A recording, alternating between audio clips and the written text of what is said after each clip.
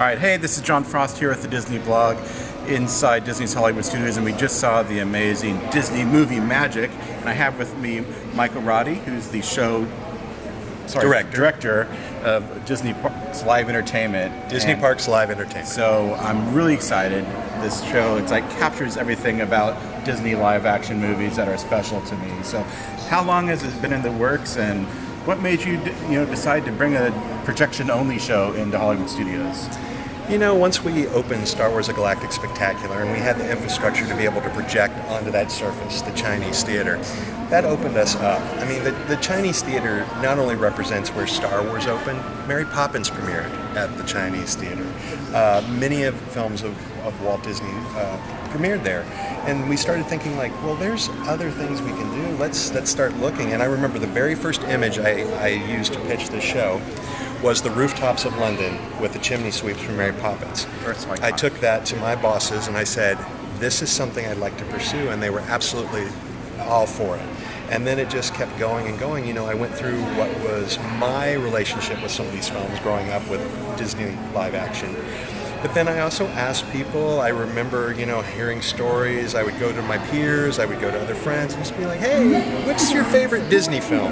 And everyone had a different relationship to different films. So it was like, what are those key moments that bring those films, the memories of those films? We're not trying to tell you the story of the film, but if you hear Old Yeller bark and you see Old Yeller, I know the entire movie. It comes into my head.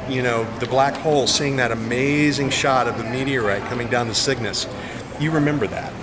The Cat from Outer Space. That was one for me, that just seeing the cat come down the launch pad is great. And then you have films like Guardians of the Galaxy Volume 2, Indiana Jones, Tron, where we really are able to take over the entire space. Well, is this created modularly too? So if new exciting films come out, they might sneak in the future? We are always looking at a way to bring our films to the guests in a compelling way. I mean, coming up, you've got a really great slate of things that have been announced already. You think about movies like Mary Poppins Returns. That is something I know that we're going to look at and leverage to bring to the parks and to bring to the guests in some way. Maybe the Disney Movie Magic would be the perfect way to do it.